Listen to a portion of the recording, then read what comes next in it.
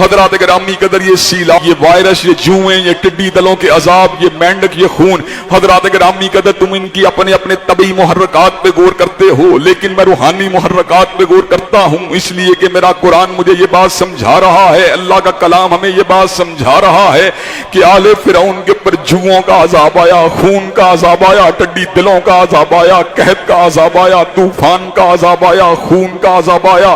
حضرات گرامی قدر وہ عذاب کو دعوت دینے والی کون سی چیزیں تھیں؟ وہ اللہ کی نافرمانیاں تھیں۔ میں آج بھی یہ بات کہہ دینا چاہتا ہوں، آخرت کی کامیابیاں انشاءاللہ ملیں گی، ضرور ملیں گی، لیکن حضرات گرامی قدر دنیا کے اندر وبائیں بھی ٹلیں گی، دنیا کے اندر وائرس بھی ٹلے گا، دنیا میں بیکٹیریا بھی ٹلے گا۔ ایک ہی راستہ ہے، جو راستہ اللہ کی تابعداری کا راستہ، اللہ کی فرما برداری کا راستہ۔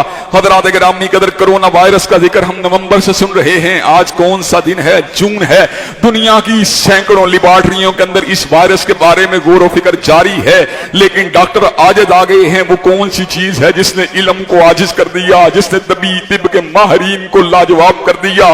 وہ کون سی چیز ہے جس نے ماہرین طب کو بے بس کر رکھا ہے؟ حضرات گرامی قدر وہ اللہ کا عذاب ہے، وہ اللہ کی پکڑ ہے، وہ اللہ کی گرفت ہے، وہ اللہ کی آزمائش ہے۔ یقیناً کرونا وائرس ہر شخص کے پر اللہ کا عذاب بن کے نہیں آیا، تنبیہ بن کے بھی آیا ہے، آزمائش بن کے بھی آیا ہے، لیکن حضرات گرامی قدر اس کا اس حد تک برقرار رہنا، اس کا اس حد تک پھیل جانا، اس کا گھر گھر میں داخل ہو جانا اور لوگوں کا اس کے خوف کے ساتھ حبت کے اندر مبتلا ہو جانا اور لوگوں کی سانسوں کا اکھڑ جانا، اس بات کے اوپر دلالت کرتا ہے اس کو دور کرنے والی ایک ہی ذات ہے، جو علی کل شیء قدیر کی ذات ہے، جو فعال لما یرید کی ذات ہے، جو سریع الحساب کی ذات ہے، جو شدید العقاب کی ذات ہے۔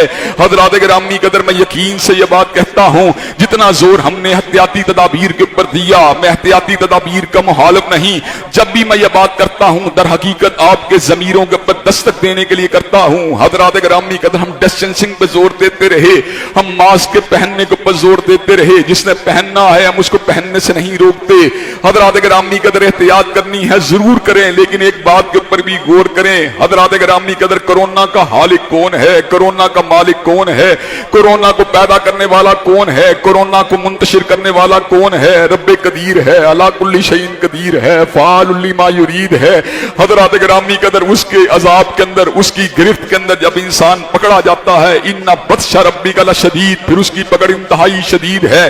حضرات گرامی قدر ہم بڑے بڑے ہاتھیوں کو سنا کرتے تھے، بڑی بڑی پرندوں کو، بڑے بڑے درندوں کا سنا کرتے تھے۔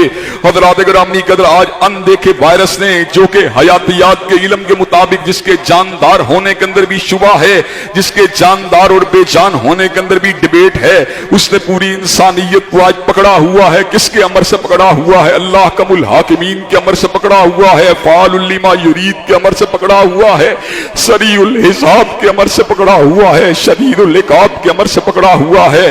حضرات گرامی قدر کرونا وائرس سے شکنجے کے شکنجے سے نکلنے کے لیے ہم نے ہر تدبیر کو آزما لیا۔ حضرات گرامی قدر عمران خان اینکر میرا دوست ہے، وہ کہتا ہے میں تو گھر کے اندر داخل بھی سیڑھی کے ذریعے ہوتا تھا۔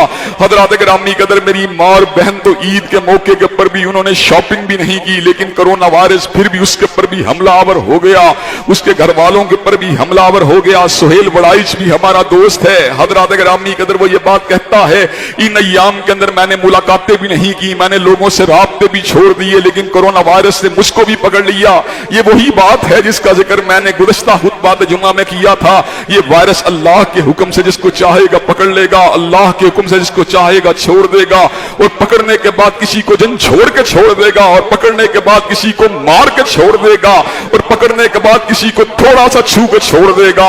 حضرات گرامی قدر یہ حملہ کرتا ہے، اللہ کے امر سے حملہ کرتا ہے، یہ اپنی سمت کو تبدیل کرتا ہے، اللہ کے حکم سے سمت کو تبدیل کرتا ہے، یہ مارتا ہے، اللہ کے حکم سے مارتا ہے، یہ چھوڑتا ہے، اللہ کے حکم سے چھوڑتا ہے، یہ جھنجھوڑتا ہے، اللہ کے حکم سے جھنجھوڑتا ہے۔ حضرات گرامی قدر میں کتنا بڑا ظالم ہوں، میں کتنا بڑا نادان ہوں، مجھے معمولی سا وائرس تو نظر آتا ہے، لیکن مجھے اپنے پہاڑوں جتنے گناہ نظر نہیں آتے، مجھے پہاڑوں جتنی نافرمانیاں نظر نہیں آتی. حضرات گرامی قدر آج آئسولیشن کا عذاب تو مجھے نظر آ رہا ہے. کل تک میں نے اپنی آئسولیشن کے پر کیوں غور نہیں کیا؟ میری آئسولیشن کس انداز میں تھی؟ کیا میں تہجد گزار تھا؟ کیا میں شب زندہ دار تھا؟ کیا میں اللہ کی پوجا کرنے والا تھا؟ نہیں. میری تو جو راتیں تھیں، میری جو تنہائیاں تھیں، وہ تو موبائل کے اوپر شہوت رانی میں گزر رہی تھیں. میں گندی تصویروں کو دیکھ رہا تھا، میں غیر محرموں سے پینگے بڑھا رہا تھا، میں آئسولیشن کے اندر اللہ کی نافرمانیاں کر رہا تھا. اللہ نے مجھے ایسے گرفت کے اندر پکڑا ہے کہ آج آئسولیشن کا عذاب جو ہے انسانوں کے اوپر مسلط ہو چکا ہے. حضرات گرامی قدر مریض جو ہیں کرا رہے ہیں، مریض گھبرا رہے ہیں، کوئی ان کو تسلی دینے والا بھی موجود نہیں ہے. جب کوئی مریض کرونا وائرس کا مریض بن جاتا ہے، لوگ اس سے چہرہ چھپا کے بھاگ نکلتے ہیں. حضرات گرامی قدر اس کی وجہ کیا ہے؟ حضرات گرامی قدر جو نہ تھا خوب بتدریج وہی خوب ہوا.